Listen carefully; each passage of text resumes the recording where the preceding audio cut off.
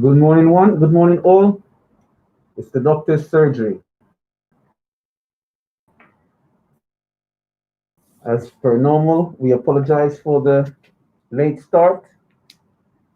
It poses some difficulty getting, a good little isolated spot to be able to park so you can access the studio. So we apologize. It took some time to find a good parking spot in the early morning when you have so much people going to work and taking up all the good spots, here in the city. Um, want to say good morning, one. Good morning, all. Welcome back to all our listeners that are always listening, and welcome if you're a first-time listener. The doctor's surgery. What's the doctor's surgery about? The doctor's surgery is a weekly show that brings you uh, a weekly summary of all the current affairs that's taken place in the media in the past week. That specifically can be shrunk down to really isolate to look at our experiences within that, as in the Black experience. Um, and so we have that dialogue with you, the listening audience, so that we can create consensus and change the narrative from a negative to a positive in the way it's done usually on the national and international media. And there's a lot to get through this week. We're about half an hour late.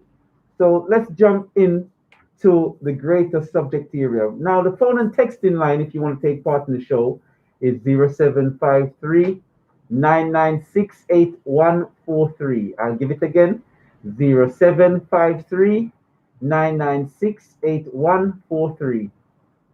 That's the phone and texting line.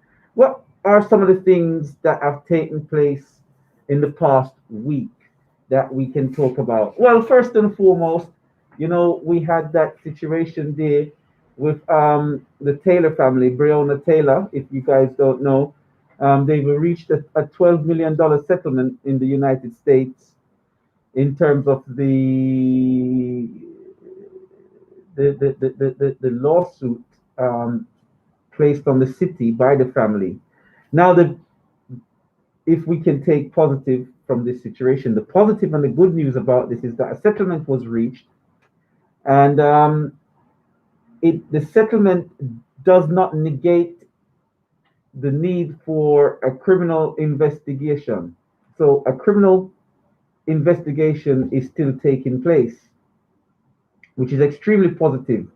A criminal investigation is still going ahead in the sense that they are still investigating the police both at the state level and the federal level. At the federal level for civil rights violation of Breonna Taylor, and at the state level, in terms of the homicide aspect of things. So the matter isn't just wrapped up in the past. Whenever settlements are arrived at, what you would get is family members asking the public to not riot, not protest, and blah, blah, blah. And they just sell out the cause in the sense of just getting a payment and just retreating back into their holes with their money.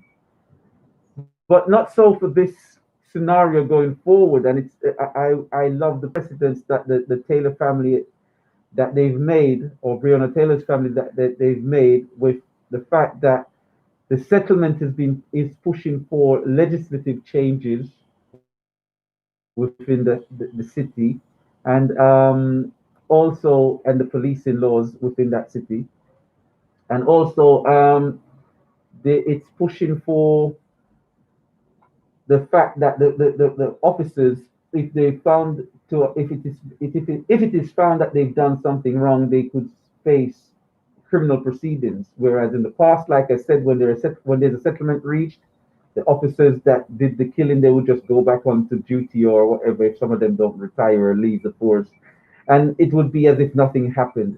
But what is magnificent about this scenario is that there is a legislative change, and this is one of the things that we have to start to look at. And whenever we, as a people, whenever we roll out and we start to protest, whether it's under the banner of Black Lives Matter or whatever other movement that we are rolling out on. One of the things that we need to stop doing, we need to stop pulling back when there's just a moral victory. We seem to think a moral victory is good enough.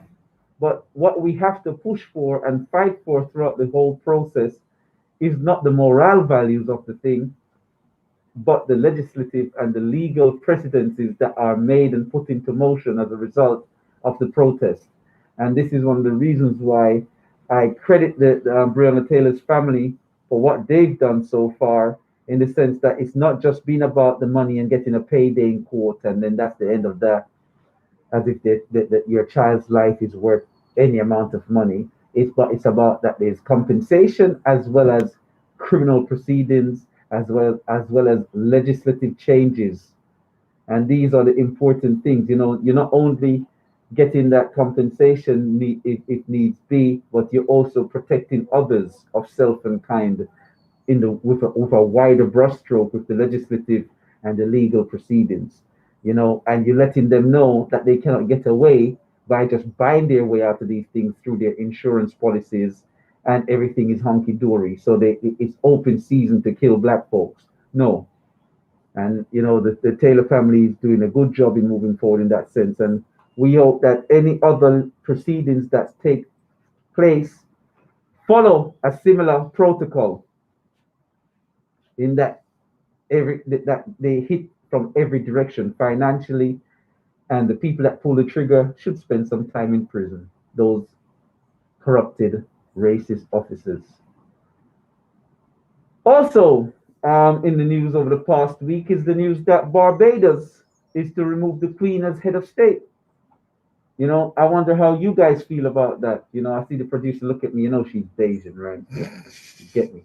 This is why me and her always arguing. If you hear us in the studio, you get me. You know what I mean? 'Cause them Bayesian don't like us Jamaicans. No, but jokes aside, yeah, Barbados, and I'm going to be a bit cheeky. Barbados has set a precedent that I thought Jamaica would have set beforehand. And we have to give credit where credit is due. Well done, Barbados. If Barbados is seriously moving to remove the Queen as head of state, one, it's a very good thing in my eyes. And two, it's quite surprising because Barbados was always known as the closest linked island amongst the islands to the UK. In terms of the whole facilities and infrastructure of Barbados is so reflective of the UK. So it's quite a positive move. Well done, Barbados. You're supported all the way. We wish you the most success in it, and we wish for you to set that example as a republic that the rest could follow. So make it successful, and I do wish you success. And so it's good to know what you guys think about both of those subject areas so far. Barbados becoming a republic. Do you agree with it? Do you disagree? Do you see it as a step? Are you uh, from Barbados, and are you feeling that it's a step backwards for your nation? That we should be going, that you all as a nation should be going forward as a part of the Commonwealth, or do you see it as a positive step? Because the elder generation might see it as a backward step, the younger generation might see it as a forward step, or vice versa. I wonder, because the younger generation might say, well, we're messing around with their futures and so forth. Let me know what you think. Let me know your age bracket. You don't have to tell me your exact age, your age bracket, what decade you're in. If you're in the 20th decade, the 30th decade, the 40th decade, the 50th decade, the 60th decade, you know what I mean? And whether you see this as a positive move for Barbados and for us as a people, that we can start to take a hold holistically and wholeheartedly of our own affairs. So congratulations, Barbados. We wish that you go through with that. Well, I do, but let me know what you all think, and I hope it's successful. Um, I'll, I'll come back to that point last. The next point that I want to talk about is COVID and its resurgence. You know, is it a real resurgence or is it a mock resurgence? The I don't know what to call the mayor of London. In some quarters, I want to call the mayor of London an idiot, and in some other quarters, I want to call the mayor of London a real big jackass, and in some quarters, I want to call him, you know, an idiot again. You know, and in the last quarter, 4 quarters, right? I want to say, even a broken clock gets it right, twice a day. So sometimes he says something that you go, at least he said that. You know what I'm saying? But geez, what a man stupid. I think this mayor of London, as much as I wanted and wished him success when he won, I think he's quite frankly out of. And Ken was a terrible mayor. What's his name? Ken Livingstone. Yeah, Ken Livingstone was a terrible mayor. I'm talking about since the mayoralship started again in modern time, because a lot of young people might not know that London didn't have a mayor until the first one in recent times, until Ken Livingstone, right? And Ken Livingstone done what, 2 terms as mayor, and then Boris done his due, and then this idiot, you know, he's terrible. But anyway, the mayor of London is saying he wants to himself shut down London, whilst the infection rates aren't being shown to be going up in London. The mayor, in terms of the tests, the mayor says that according to hospital people visiting hospitals and A&E and calling 111, is it 111?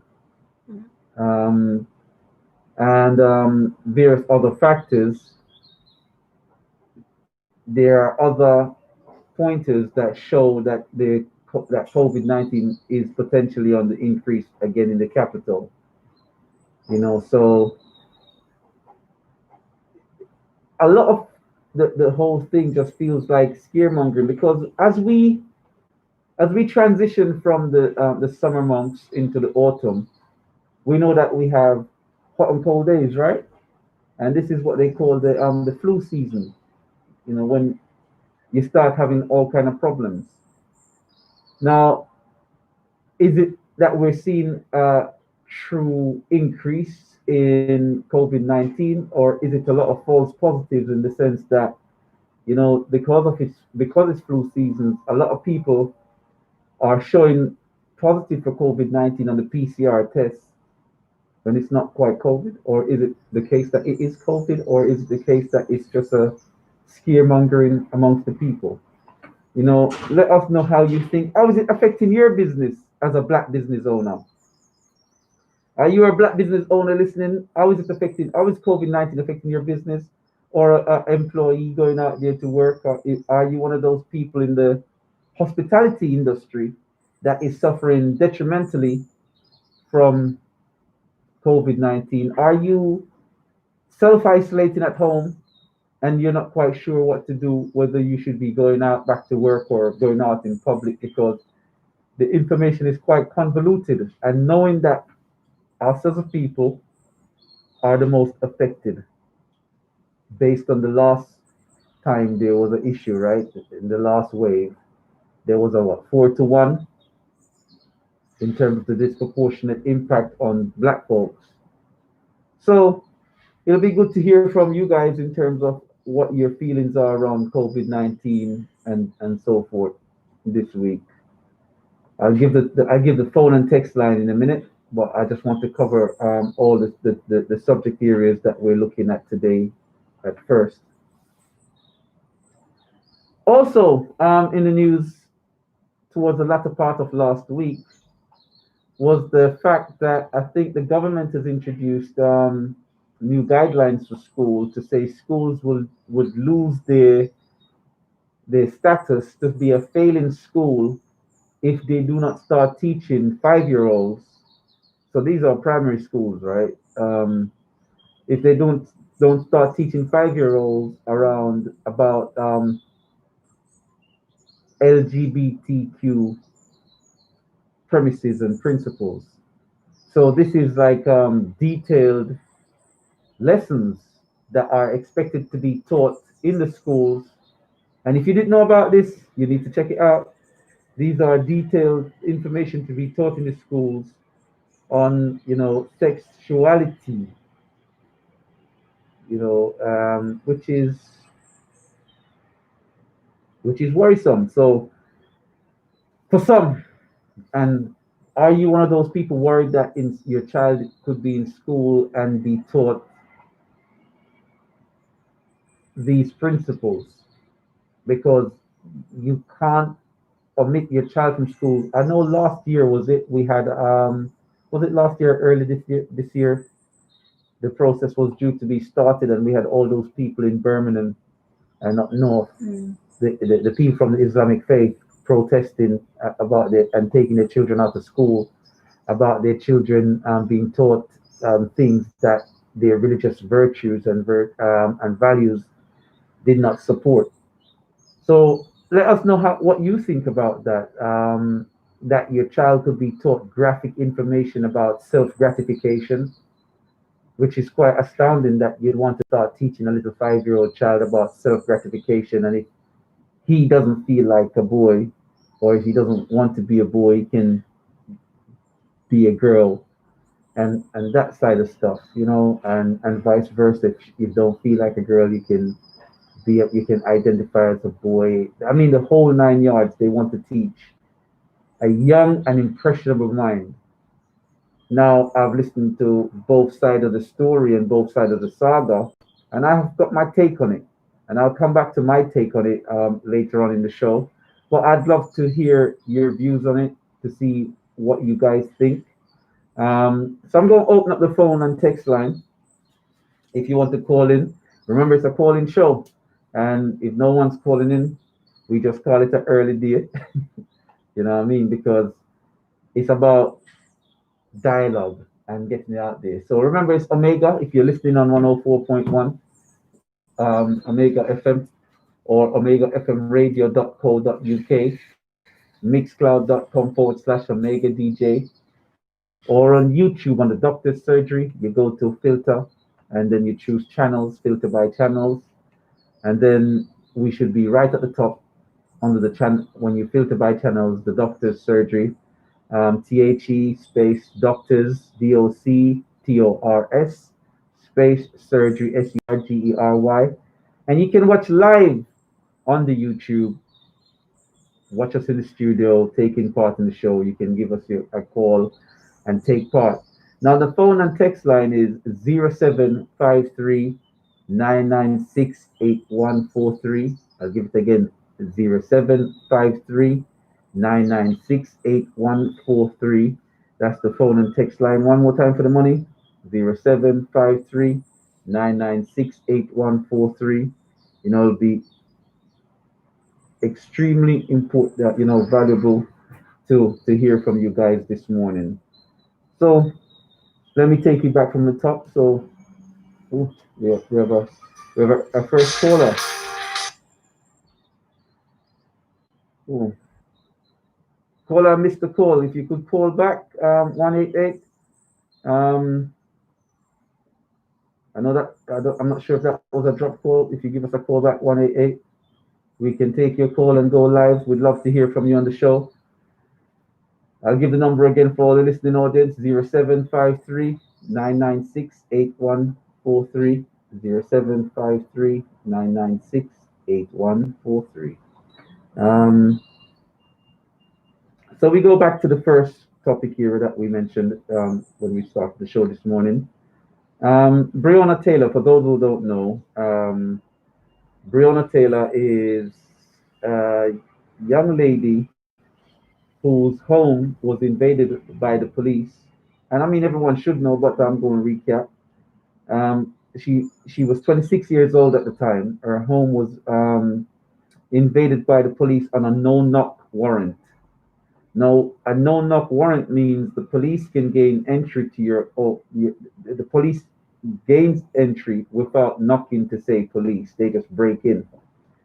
And during the process of just breaking into the house, um, what you had was three plainclothes, so they weren't in uniform or anything, officers breaking in. Um, According to the New York Times, the department had gotten court approval for a no knock entry, right? And the orders were changed before the raid to knock and announce, meaning that the police had to identify themselves. However, it seems like they entered with just the no knock aspect of it, even though it was changed. So, according to the police account and a witness at the scene, the officers knocked and announced their identity before forcing entry. But the police and the witness differ as to how they announced themselves, right? Now, Breonna Taylor's boyfriend, whose name is Kenneth Walker, and 11 other witnesses deny that the officers announced themselves at all. Walker and the officers exchanged gunfire because he didn't know who it was that was coming through the door. He thought it was robbers. So you can imagine you're in your house and you hear your house break off, the door break off, and people running into your house. And in America, people got their guns, so he exchanged gunfire with the officers. So, and he's come out clearly and said he thought that the officers were intruders. The officers fired over 20 shots, right? And Breonna Taylor was shot 8 times. The LMPD, right, which is the Louisville Metro Police Department, the Louisville Metro Police Department, Sergeant Jonathan Mattingly was injured by gunfire. Another officer and an LMPD lieutenant were on the scene when the warrant was executed. Now, it said that the address was wrong, it was the wrong place, mistaken all over. And yet, this young lady, I think she was a healthcare worker, came out the worst of it. So as a result of that, and remember, the boyfriend Kenneth Walker was a licensed firearm carrier. You know what I'm saying? And it was said that he fired first, but nonetheless, if you have 20 witnesses saying that the officers didn't announce themselves and he thinks there's an intruder coming in, it's understandable why that could have taken place. So the family filed a wrongful death lawsuit against the police.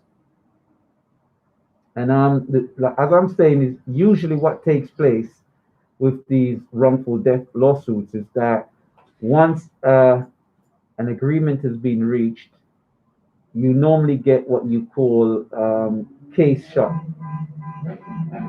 So once there's been an agreement, case shut. The officer, there's no prosecution, there's no prosecutorial process that takes place that would lead to the officers being arrested and jailed, because there's a payout, on that. And so a lot of these officers over the years, when when you see those long lists of names, a lot of the times the families get a payout, and a lot of the times what you find is that when these protests are taking place, it's a rarity at all that you see the family out there with the protesters. I think I've seen families out there with the protesters on one or two occasions with in terms of the specific victims. And once the verdict or the agreement is being reached in terms of the payout, as far as the family is taking part in, it's over. So what I'm happy about in this scenario is that the prosecutorial process doesn't stop now because there's been an agreement reached. The process will continue, in terms of a civil matter. So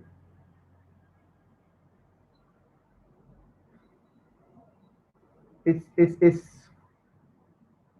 quite positive that from this the officers could see some prison time, and when you're acting with deadly force, it needs to be you need to be 100% spot on with your information. And these issues seem to only affect a certain demographic when things aren't done in the right way. So we have to, draw the line somewhere and say, you know what, you get it wrong, you do some jail time, and if the jail time warrants that you done it really wrong, then and it's almost a homicide, then you should spend that time in prison. And let's hope that our family keeps pushing and get not only the compensation which they now received or are to receive, but also that the officers involved get some serious jail time, you know, um, and suffer the consequences of such a heinous act. Um, let me know what you think on that, and whether it's just a general comment or whether you agree that, and if you disagree, wherever you view it, wherever your views are, just be respectful of the situation, and you'll have a listening ear. All right. So moving on to actually, before I even move on, the key point that I wanted to make there is that, from my perspective, is that legislative wise is always the measure, and this is one of the things that we have to keep and reiterate out there, that when we do what we're doing and we roll out with our policies, we roll out with a vengeance and with a passion. If you notice, everyone always utilizes the template that we as black people utilize to get our causes out there. And what happens is that in the past you will have the press, the national press, and sometimes the international press will be supportive momentarily.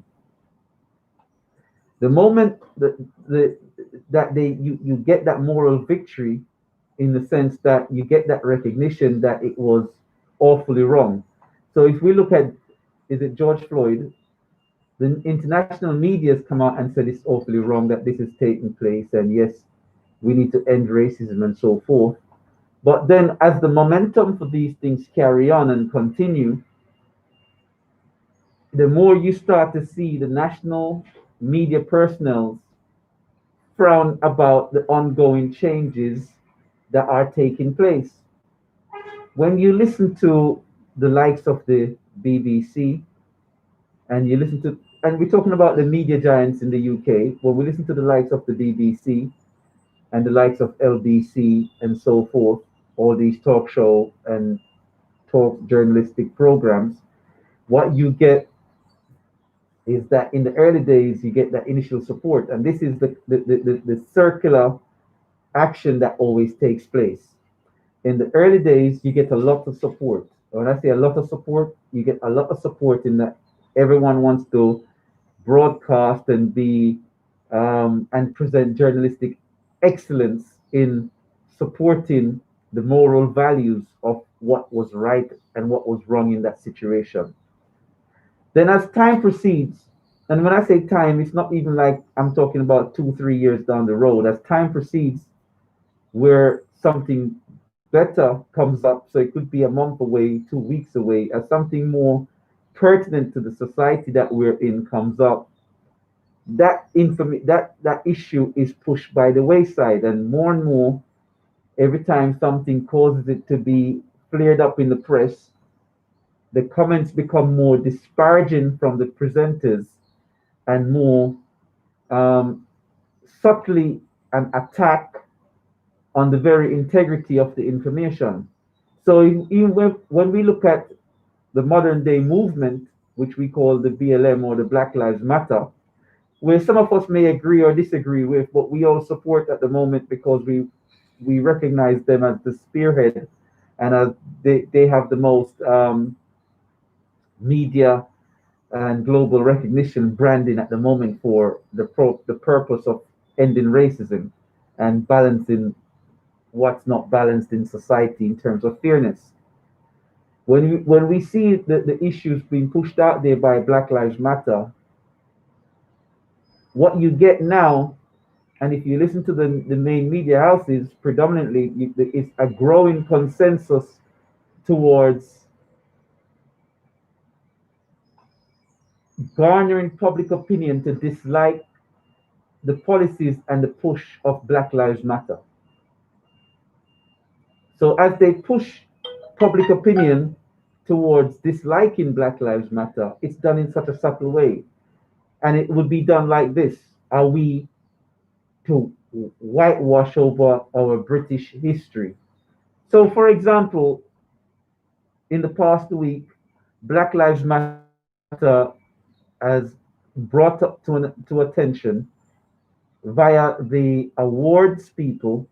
And if you guys are a long time listener, anyone that was listening a few weeks ago, there was a caller by the name of Mumsy who said she had sent one of the awards, the royal awards, to the Governor General or to the Prime Ministerial Office of Jamaica, where the it implied a strong element of racism on the award itself. If you've not seen the picture, I can't remember what the award is called, but you had the angel Michael, who was white and right, kneeling on the neck of the black devil, and that's one of the Commonwealth Awards. So the end result of that is that the Governor General of Jamaica, I think, the award off and no longer looks toward wearing it or represent. And I think a few of the countries called for clarity as to the imagery. So the award ceremony, as now the award ceremonies now, in terms of the OBEs, MBEs, and all these awards, they're now looking to change as a result of this push by Black Lives Matter to change the E from empire to excellence. Now, with that recognition, they spoke about, the national media spoke about one of the first people, is that Zephaniah from up there in Birmingham, that refused the awards that was given to him because he felt that it would have been quite an insult to be awarded with something that glorified the enslavement of his ancestors based on his modern day achievement. So Zephaniah turned that down, and quite rightly so. But what does it say about all those people that accepted those awards, those OBEs, those MBEs, all those black folks? Are you one of those black folks listening that accepted one of those OBEs, MBEs? Would you coin yourself as a sellout? Or would you coin yourself as that you just didn't view it in the way that you perhaps should have viewed it?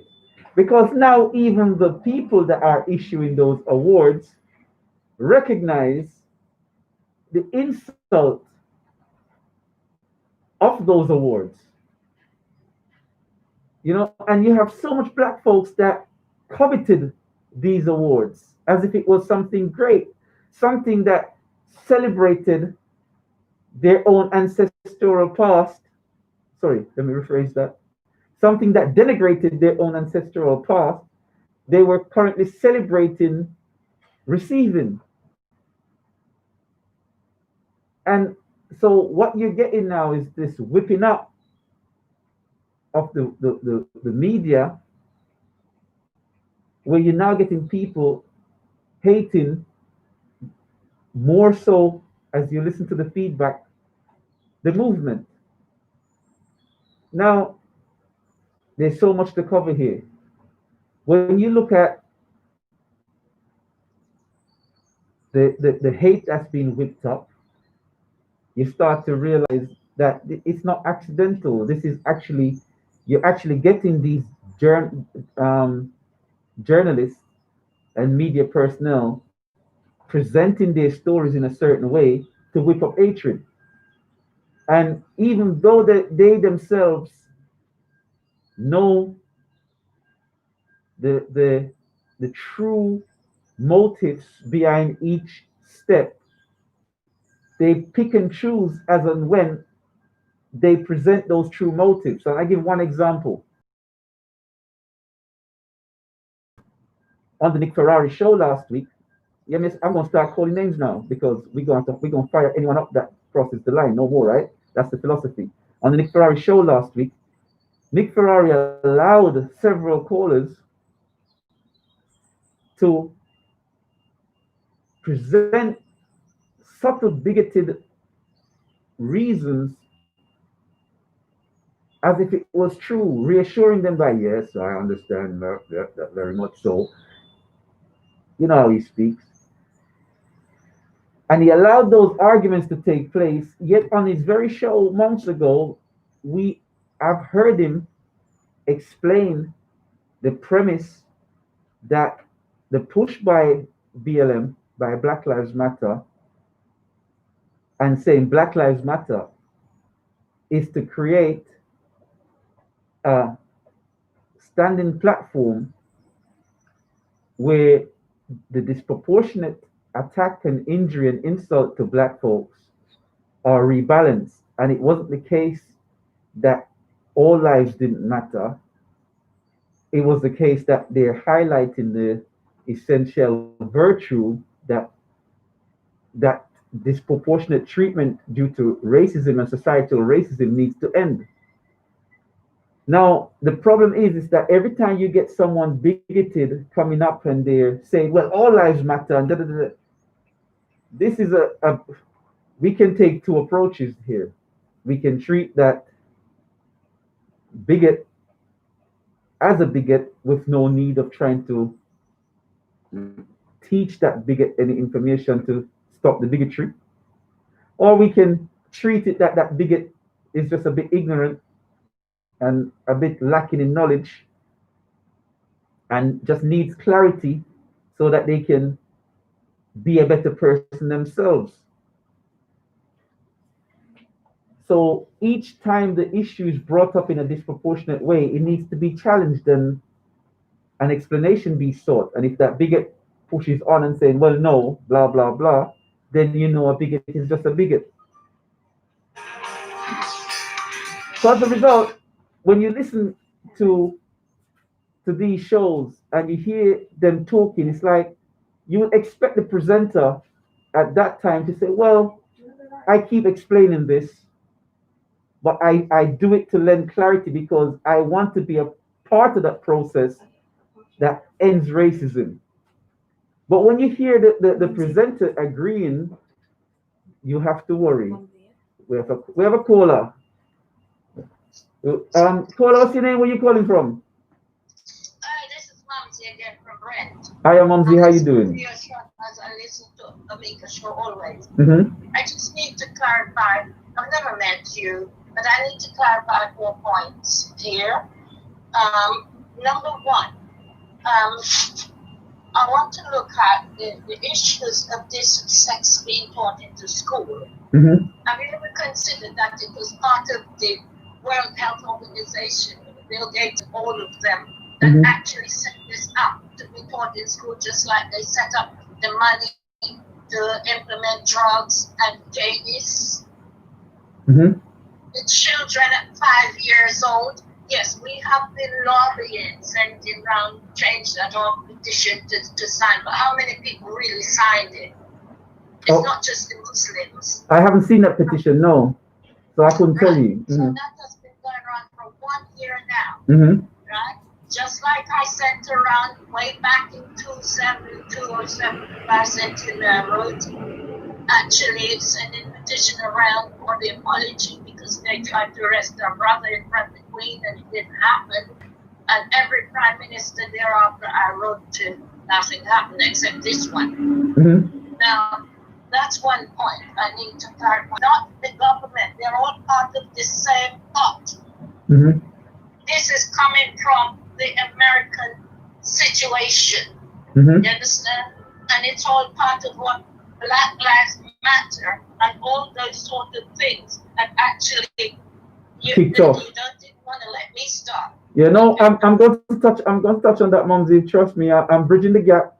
That's why I say so much to unpick today. But carry on. No, I'm not unpicking anything. I just wanted to clarify something. Secondly, our brother Benjamin in Birmingham, because his cousin was killed by police, right? And they wanted to award him. The case was never solved, and he refused this award. And with that black angel on the black man's neck, right? Yes, that was me who sent it to our Prime Minister, Jermaine. But I pick up issues with them also. The other thing that I just wanted to point out is how much support has been given, or as the two black brothers that lost their business in Tooting, how much support has been given to them to get back from the police raid and the council and the conspiracy with them to actually strike them out of their business after so many years in there and nothing was found. Two, we have to, the other thing is that I just, I'll text you into something.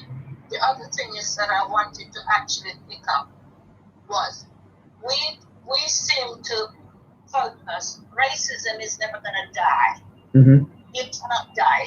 Listen, I'm marching, we all march since the 80s, and I've been fighting since the 70s on these issues. Now, all of them went on the ground for a while, but they're all coming back up stronger. And all Europe is watch their prime ministers who is elected and president who is not because of the racism. Germany, Poland, all of them, Britain. It's not just about the immigrants that was coming in. Yeah, we must look beyond. And as to these stupid mayors they put in, how many black people? David Lammy, apart from Bernie Grant, David Lammy is the one up there that actually really speak out. How many black people has ever been a mayor of London? How many black people have ever been a leader of immigration? How many black people have ever been the prime minister of this country? So it is built on our backs. Why do we always focus on America that has their own issues? Do you see what I'm coming with? We need these people over here, our black people, cannot come together and will not. And that is the whole thing that the Chinese, maybe the Asians, are saying about us, and I'm sick of hearing it daily, why they're going for Bridge Park and the other center in Roundwood where the Black Youth Parliament set up. You know, these are the things they're coming out with. And let me tell you something from my experience where we kicked out a regime that I helped to build since 1983. I came to London, right? And my neighbor, Tony, who set it up, an Asian guy, right? Not a thanks, not anything. And we were the first to set up the Black Housing Association from Eugene and speak out about women in building trades and black men not getting their share. How much time my mother used to say, why are we beating and drying out our lungs?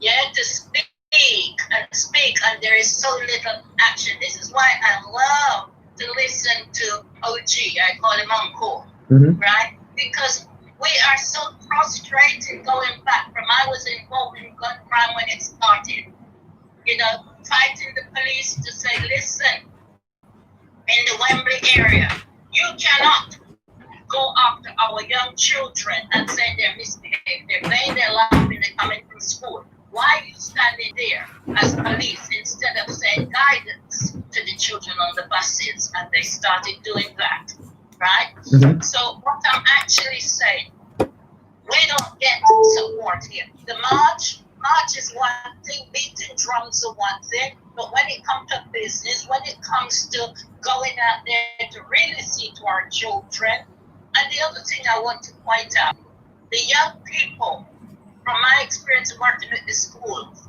the young people, because they're not taught, there's no books in the libraries, but I taught the Mayor of London, or this mayor, right? Because we was going to set up a black, what we call college black bookshop, library, so they could all come in the bicentennial 207. And what has happened?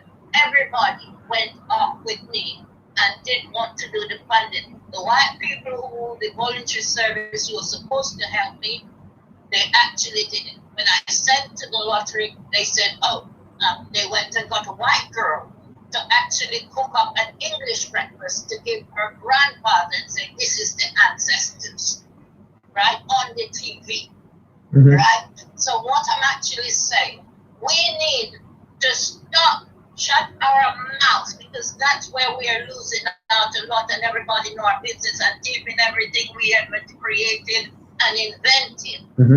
The little black man who invented the vaccine, nobody ever heard of him or his family or anything. Today, look at what we did us in vaccine. Look at what Bill Gates going after. So basically, what we need to do, as the old time people said, you dance a yard before you dance abroad. Yes? And we got to stop, I like Farrakhan, we got to stop actually talking about this racism issue, discrimination issue. Move on, because we ain't gonna get nothing out of that, right? A march is happening once or so. The World Black Lives Matter goes on, but who is really taking notice of it in Britain? And Mumsy, I always agree. So far, this is your third call to the show, and I've agreed with the majority of what you said. The where I will probably play devil's advocate, if that's the right terminology, with what you're saying now, is this. I understand the frustration to say that nothing will change with racism. I understand that frustration because I've held that point of view a few years ago myself. However, by having that thought process to say nothing will change with racism, then it then prevents you from actually doing, or it prevents everyone or anyone that thinking from doing something that is necessary to garner that change anyway. So it's like if you've accepted something and you're not doing anything to change it, then it will always be the same.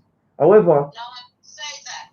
Let me stop you there. I didn't say do nothing. I said we Caribbean people especially, we blabber our mouth too much. And on the street they That's are, right. and naked people are. What I'm saying is that when it comes down to ground level, the support is very, very little.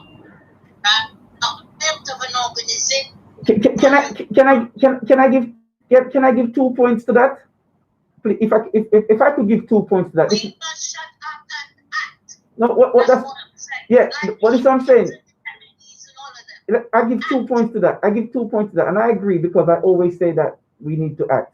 But what the 2 points I want to make is this: if someone has a vision on something, what on the Mumsy, what on the Mumsy, what on no? If we have a vision on something and we can see clearly what needs to be done about something, the only person, or the best person, I should rephrase that, the best person to push for that process to take place in a subtle way without it being black to the world is the individual that sees it and sees what needs to be done.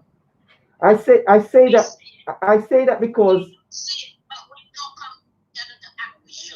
no, but we don't have to come together to make something happen. We just have to support it. No, we don't have to. We just have to support no, what I'm saying is that we have to support the individuals. When we support when we support an individual project, you're breaking up, Mumsy. You're breaking up. I can't hear you. You're breaking up. You, hold on. No, it's no good, Mumsy. Can you hear me? Can you hear me, Mumsy? Can you hear me? I'm going to hand you over to oh, it's gone. We lost Mumsy. Mumsy, I know you're going to call back. But the point I was making is not to challenge Mumsy per se in what she's saying. It's more to kind of lend the clarity that I use this as an example. The other day I heard an interview with Supercat in Jamaica, and Supercat was talking about during his travel in the 80s and the early 90s, going to places like Japan and seeing how they embraced reggae music and then they pushed and created certain changes for themselves. He was saying the Jamaican government didn't take on the same mantle to do the same thing for the people in Jamaica. Now, he was blaming the Jamaican government has not been pushing for them in that sense. Now, I blame Supercat. And the reason why I'm blaming Supercat is because Supercat went away, he gained that vision. He saw what was needed and how to make the thing grassroots in Jamaica. He had that wealth. You know, he could have done a project that the Jamaican government also supported. And that's all I'm saying. When we have that vision for something, it's up to us to make that vision follow through. And once that vision becomes, when other people can see that vision, they will support and help. Mumsy, you back? Hello? Mumsy, you back? Can you hear me? Yeah, I can hear you now. Okay, now I just wanted to Oh, I don't want to. I'm a spiritual person, very highly spiritual. And now it means that we are in a new year, the Rosh Hashanah. I'm actually saying what that new year actually means. It's time for change. We have to change our ways. We have to share for the world. This is what Rosh Hashanah actually means. Yes? And I want people to understand that the change in our individually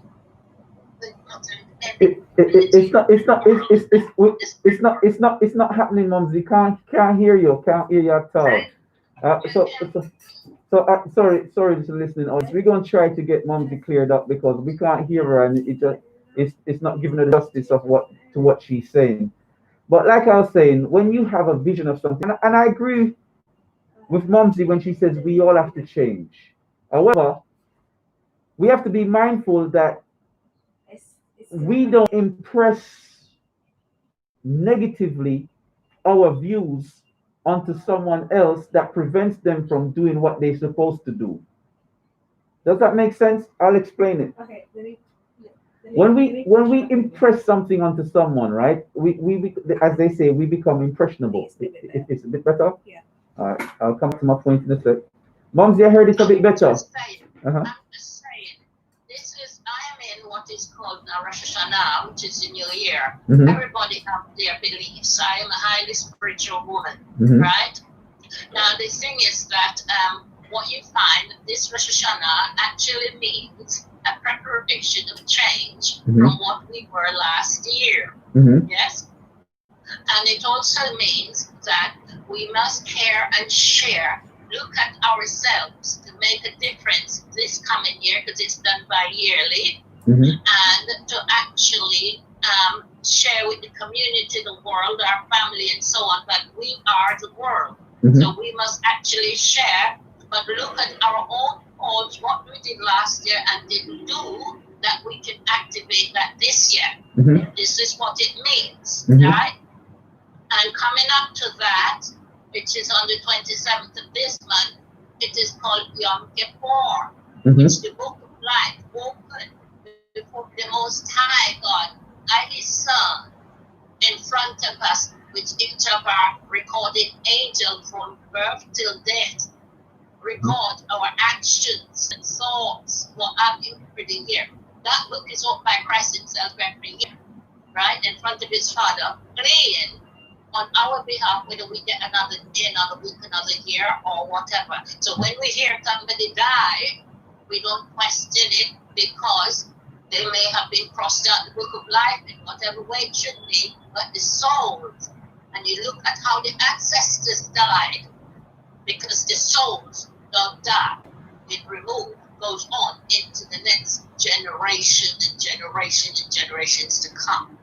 But we have to pray for them because their souls need to be redeemed. Okay? So what I'm actually saying to you is, the fact is that we have long, and our ancestors have long battered, and we are now in 2020. How many years left do you think we all have before this planet actually explodes? Why do you think people like Bill Gates, they are looking, if you actually study what is studied, and I have, why do you think they're actually looking at taking the black people, vaccine them, so they could turn them back into robots and slaves again? Right? Our organs will be dried up with these vaccines. It's the protest with it going on at the moment that actually slows it down, or else they would have jabbed us by now. Right? But all these vaccines are supposed to take 15 years research before they can use it. And so far, nothing has come up. But Africa is actually doing their own black people. That's what we need to focus on. Madagascar is actually coming out with something, the doctor there, and kept it down, which I sent it to everybody, over 300 people, right? That they have a thing for cocoa from natural herbs. Right? They invented that. But Madagascar is one country that will not allow anybody to come with their vaccines or anything there. So all Africa is now doing, 150 countries doing their own research to suit our own black people and not from the Europeans to cause any harm. Mm-hmm. Those are things we need to be looking at, supporting financially as well. Yeah? Just like how they want us to invent. Because all these white people are doing is saying, I want to go to Mars to live in case things break out down here, because they're the ones creating the diseases, and we know that. So that is my point. And I just wanted to say again, all the people who had OBD and think they were so great, in our own people I'm talking about, right? That I went to some of them, tried to get their help to get funding to run cultural health and science, teaching all these things, Black history, what have you. But none of them really wanted to go because they all feel they were above us, right? And this is the problem. Even from our Caribbean club, they chase us away.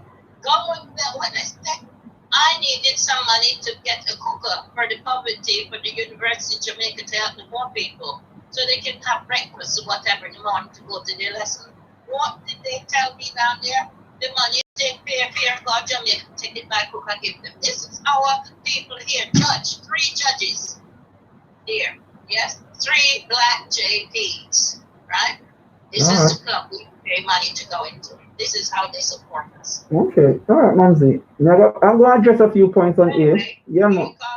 I need to ask you a question, but I'll text you that. No worries. I look forward to it. Keep in touch. All right, Mumsy. Thank you. Okay. Yeah, big up Mumsy for the call out.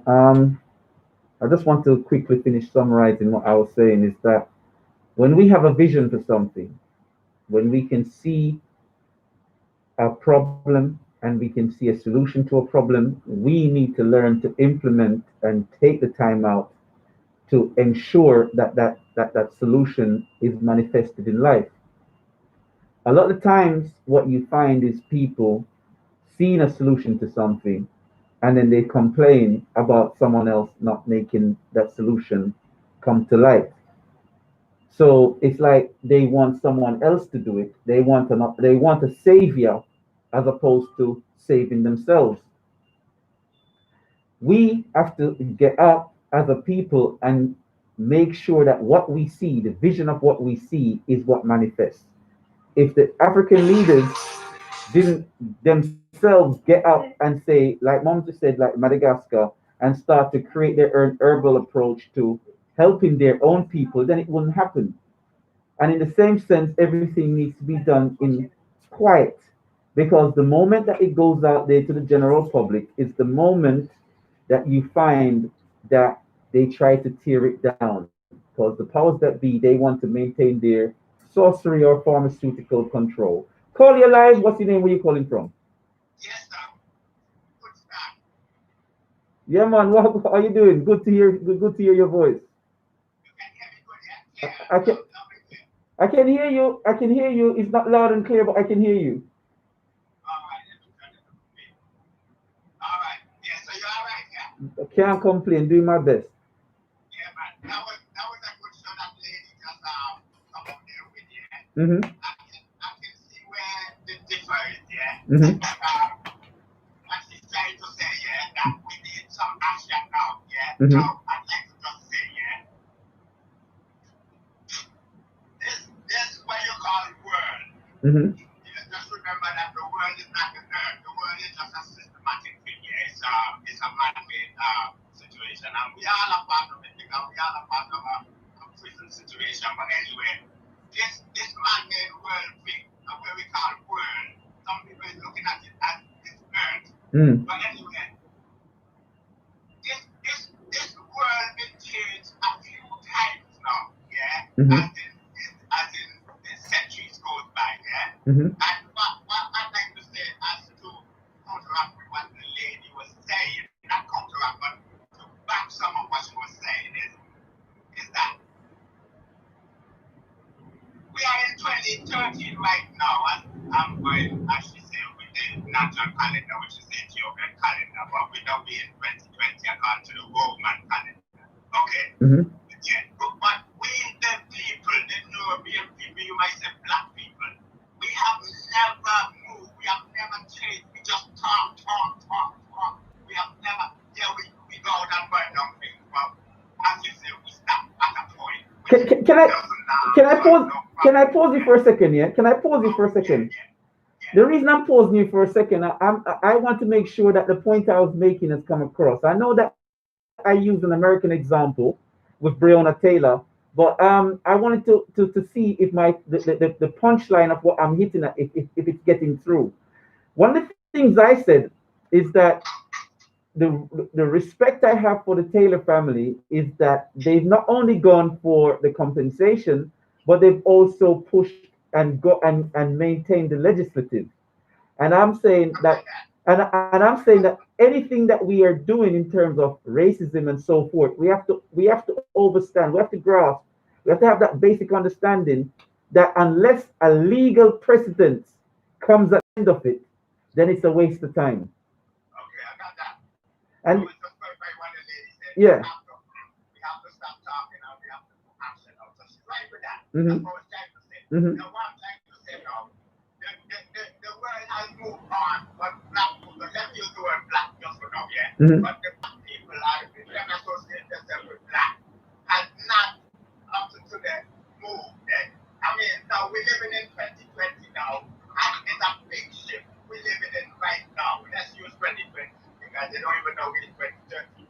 Anyway, that is a big shift has taken place now. This shift is that as you was demonstrating about going to school at 5 years old being taught and this agenda thing. Now there's an agenda that's going on that's been put up in Davos or whatever.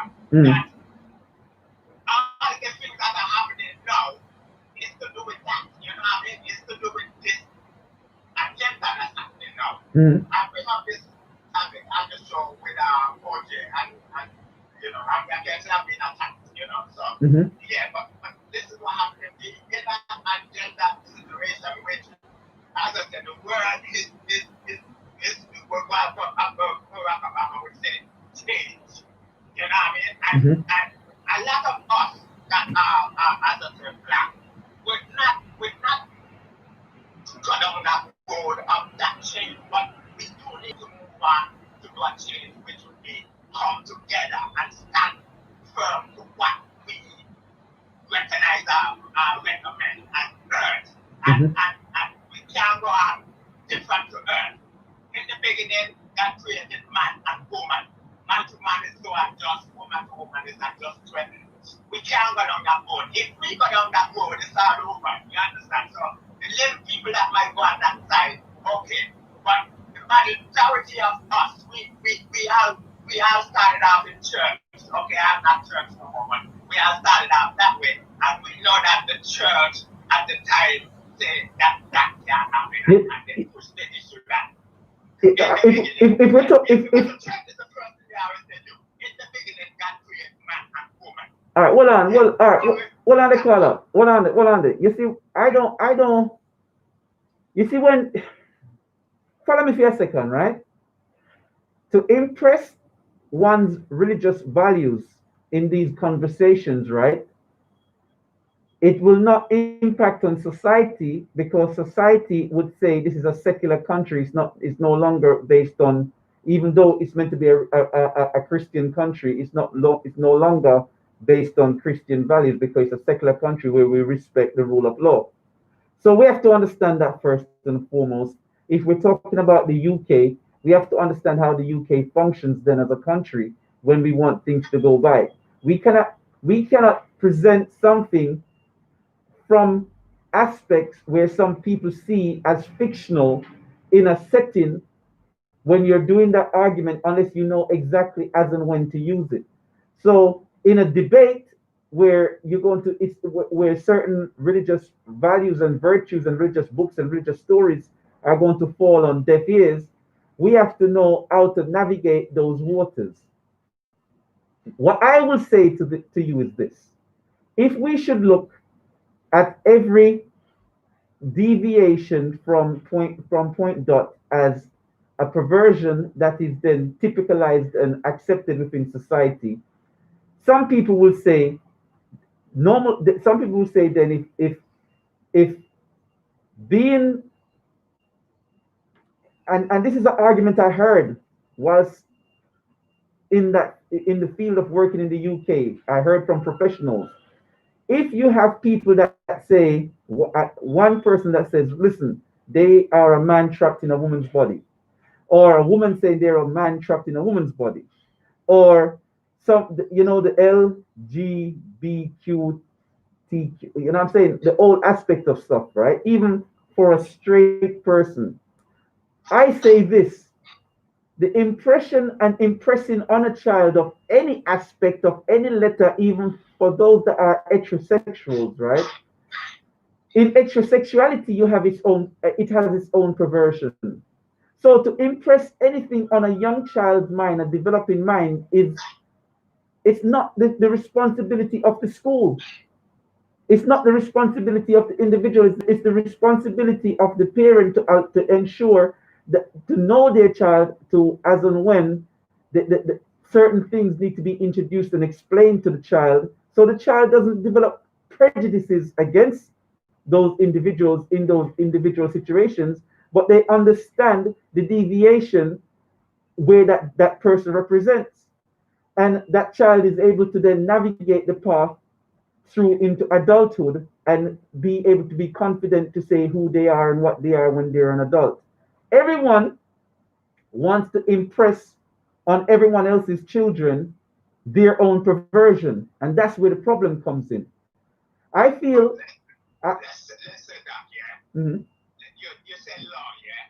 Let's say, yeah. If the law is flawed or flawed, why do we uphold the law?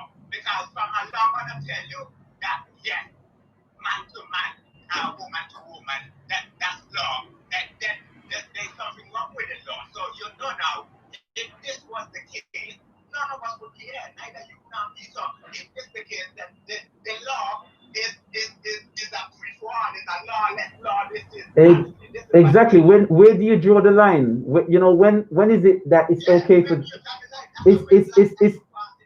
it's okay for the L, but it's not okay for the pedophile? Because I've heard the arguments that say pedophilia should be legalized, and in a country like Greece, pedophilia is legal. So it only depends on where you draw a line with something. I feel the philosophy is people should be allowed to raise their children. People should be able to get that balancement in views and be able to disseminate the information to their children as and when they feel the child is at that point where they can grasp and understand it. To use a one size fit all in any dimension in life is a flawed principle, and all it's going to do is going to impose mental trauma onto those minds that aren't ready for it. You get what I'm saying? And this The is. next thing I was saying on that before I forget, I leave you one now, Mhm. is that the world has moved on, but we have not moved. We have not recognized the changes that is happening. We like we are sleeping. It's not the word. We are dreaming, we sleeping because we haven't realized that what has come and what has gone. We haven't realized that that's the thing that the woman was talking about there, the sister there. And we need to push that now. We Mhm. need to push that. The changes, not only is happening, it's happening. Yeah. Because the plan is, and when the people plan something, Mhm. you know what I mean, there's a side they have, just like with the mask thing, yeah. The corona thing was started out not because of trying to get you well, the corona thing is to get you vaccinated. That's the goal. And they're not going to stop until that happens. You need to know this. So Mhm. this is what I'm trying to say. So, all this thing around, whatever these people plan, if they don't have a counteraction, which you don't have, because as I say, we're not doing our You see, we're not getting into actions. I see this time period in life as a beautiful time, because It's now, beautiful, don't get me wrong, I didn't say that like that. It's n- very beautiful. It's the best now, time in life right now. now And if you put we it in can use, now you can see who's who and what. if There, you sh- put it in use, there should be no confusion anymore. And no, if people had been listening to the sentimental winds all these years, then they would know how to navigate the sentimental winds. right, that's correct. I agree with that 100%. You have to be following from them and them. But this is my argument because what I'm saying is these people have not moved. They haven't realized that the wind has changed. They haven't realized it, and that's very detrimental. Because when they wake up and they're going to see what happened, I mean, right now we're blaming all kind of other things that causing our problem. But I'm telling you, from in the 70s, we take our eyes off the ball. We think that the mantra, the bit that you're running with the relay, we think that we was the end of that and we didn't have to pass on the baton. And this is what causing our problem now. We can't do it Exactly. on the baton. So, Exactly. All right, caller. Yeah, yeah, man. I get to respect. I just have to call in and give my little Yeah, no, man, it's feedback. appreciated every That time. lady is powerful, I would say that I have been with everything, and I Mhm. can see where you are now. Thing coming, but I just had to put that point that she all right, we need action now. Yeah, man. We don't have that. No, And we no need to worries. get together as well because but another thing no harm that Mhm. is that you notice when the Mark Duggan thing happened, Mhm. and everybody come together and do what they did, Mhm. Did you notice the first thing they did?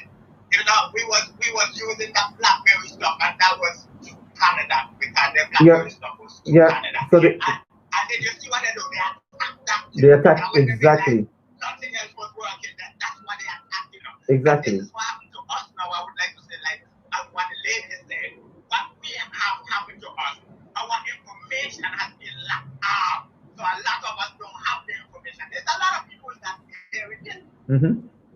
I mean that place Most was of the time when you come on, they lock off the FM. I can tell you that. Few times I realized that. So that's to show you. is it the FM goes when I come on? Most of the time, I mean, 3 times in the past now, I had recognized that. And I said it before as well. So that's to show you. This is what happens. They cut us off from, they have us locked down in the sense of when you put out that mask, this start becomes speaking. So you're telling me I'm going to have to ask weekly now if the FM is on now, right? Yeah, it's on now, but Okay. they done that now because, as I said, 3 times before they did it. And people recognize it as well. People have known you that it's done.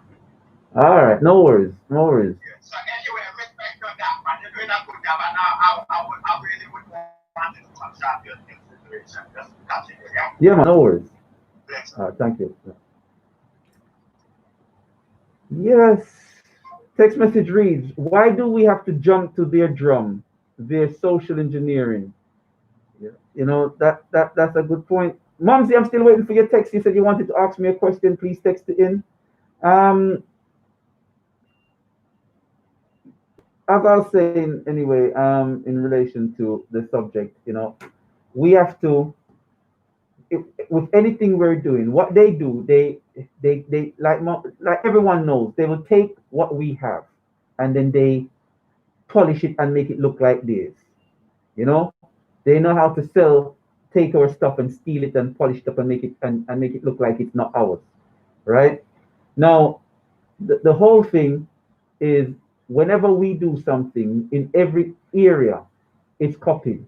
So with our fighting and our civil rights movements and our pushes and everything that's in the past, someone's come along and they've stolen aspects of that. In the UK, you know, we're now pushing out for certain things, the media and everyone, they're subtly trying to block it and so forth. But the reason why they're pushing to block these things right now, and the reason why our politicians are so useless, is because everything that we're pushing for now should become legislative. We should be reaching a point where there's some legal precedents starting to be set. And until those legal precedents are set, we shouldn't stop. Because if we stop, what's going to happen is that someone else is going to come in, use that same momentum, use that same philosophy, and then gain legal precedence.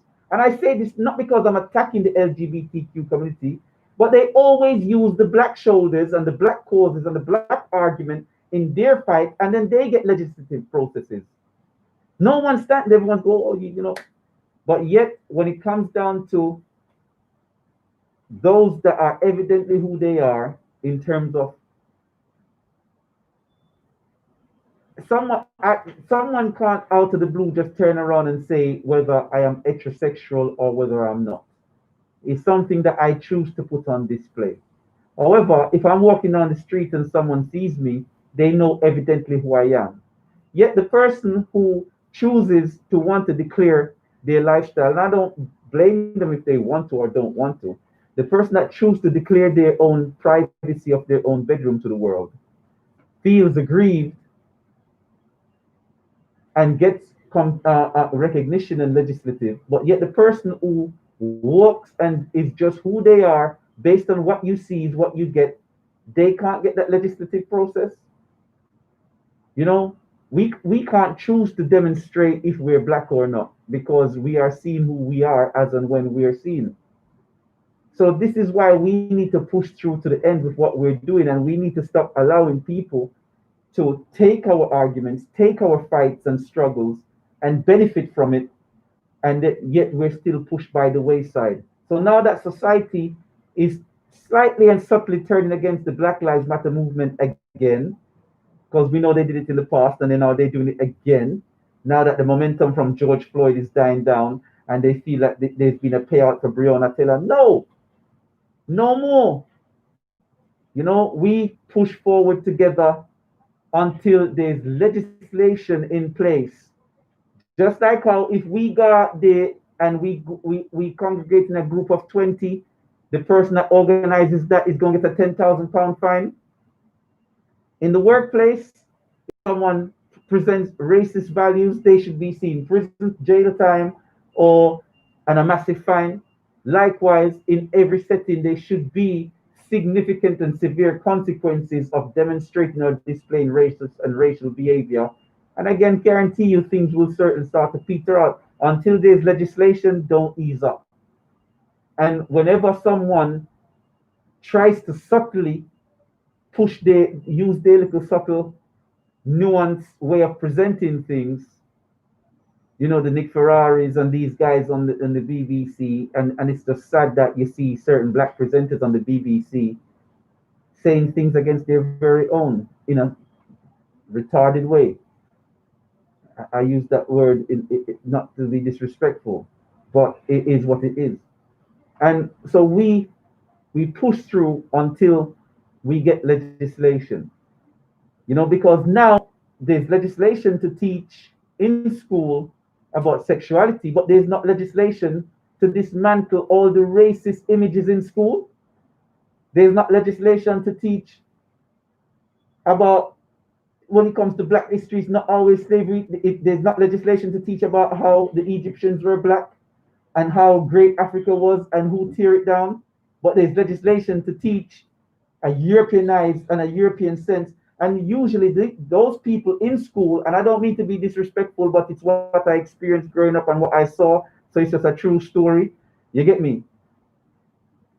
In school, anyone that you find in those situations right now that's pushing for that change, they were always seen as a outcast, not because they were outcasted by the peer groups, but they outcasted themselves because they felt like a deviant in their own way and their own right. Why, I don't know. I know that I saw that myself where people retracted from. And so in order to get everyone to be on the same page, everyone has to take on that ill-conceived thinking. No, I don't agree with that. You know, why should everyone be forced, or children be forced at a certain point to accept something or to even take on something that can impact on their mental psyche? And then you get in perverts. Well, we all know that some teachers are perverts. That's why they use the DBS, right? And they used to call it the CRB. That's why they have to filter out people, because there's perverts out there, right? So we all know that some of these people are perverts. So we're opening our children at a young age to the influence of perverts. No, I can't see how that is right. So that's my take. Say the cause is pervertish. I'm saying the cause needs to recognize that as parents should choose when the information goes to their children and not one size fits all philosophy. You know, you can tell what the agenda is there. You know, confusing little kids. And I've seen teenagers saying they were confused, but even when they were 17 years old. You know, young adults coming out and saying they see things in a totally different light now. You know, on one of our shows a few months ago, we were talking about the young man that had transitioned, and he felt upset that he was forced to think that what he was doing was on the right path by the very Tavistock Society and counselors that were set there to help him. They pushed him down a path which now he realizes that it was the wrong path. And it's the same way now the school wants to the government wants to indoctrinate through the schools children into looking into extreme sexual content in terms of every aspect of that letter LGBTQ. They want to teach the children all about that stuff in graphic detail. That's pornography in schools to young children. And yet they talk about grooming. So what? Can we accuse the government of grooming children? Can we put the government on trial for that? Because we talk about what's the word? The government breaking international law. But in reality, what the government is doing is grooming children. You know, it's akin to grooming. Because if you, as an adult, was teaching children about all these stuff before the government authorized it, they would have locked you up for grooming, right? So the government can groom your child, but you can't teach your child, and you can't agree that that grooming ain't right. Someone ain't got this thing right, because that's grooming. And for all those parents out there that's protesting, that you got children in the educational system that will go through all of that stuff, there you go. I don't know how you guys are going to take that one day, but there you go. So parents, be warned. You know, this is there, and if a school doesn't teach it through the fact that the school thinks it's not right, which a school should be able to decide what and when a child should get some information because they know the children better. They want to fail those schools. The Ofsted ratings, they would fall. They would go to a failing school, even if academically the school's brilliant. What kind of bully tactics and grooming principles are taking place? You know, so think about that one. So I'm not going against with what Mumsy was saying or anything, and what the other caller was saying. I'm just highlighting that we have to, you know, take things in a stepwise manner. And every time we do something for ourselves, it needs to be legislative. We need to make sure that we enshrine in law as we go along the principles and the premises that are very important to us. But we have to have common consensus. We have to have these kind of dialogue so that we can sharpen the mind to know how little nuances will affect each aspect and individuals within our family. And if parts and aspects of our family belong to the LGBT community, they still are our family. You know what I'm saying? I'm not knocking them for that. I'm just saying I wouldn't you wouldn't show child pornography of heterosexual couples, so why would you show a child pornography of any other couple? Just to say that you want to increase acceptance and teaching children how to create self-gratification at 5 years old. In psychology, it says the only self-gratification children get is when they wet themselves. You know, that's what yet you want to teach something that should be taking place in the latter parts of their formative years in early adolescence. You want to start teaching it to a 5 year old. Which psychological report, which research confers agreement to that? You know, we have to think about how it will impact on the mental psyche of the children. Text message reads, someone has an agenda. Like Mumsy said, the old Bill Gates and the World Health Organization, right? But like I said, everyone should be able to see who the devil is right now. And if you can't see who the devils are, I don't know what else to say. Please can you tell me your contact? Please can you tell me your contact for Sarah Brown Show and the Poet of the Young Bro? How can I get them? I forget to say it's the water and food cause sex change. So for years, science they've been on the fishes Canada, USA, and UK found. Also, use from the past 20 years have to find watch gangs to find out their culture and black history makes them angry. They wanted revenge for what happened to us. Greeks married and have one child, and then they go back to sleeping with their okay. What's their history and lifestyles? Our people pushed us under the Western education history, which was designed in old books and Bibles, put into practice. Look at what Hitler said on YouTube. Grooming children is part of the USA agenda paid to the WHO organization, Mumsy. Okay, so I have no idea who the Sarah Brown Show is. Anybody know that? Please, can you tell me your contact for Sarah Brown Show and the Poet, the Young Bro? How can I get them? If management's listening, I don't know what that is. So if management is listening, the Sarah Brown Show, is there a contact for the Sarah Brown Show? Sarah Brown, are you listening? If you're listening, you know, someone wants the contact information for the young poet. So if you can share that information, if someone can text that information in, it would be great. Oh, I'm missing the news. I'm missing the news. We'll catch you back on the other side.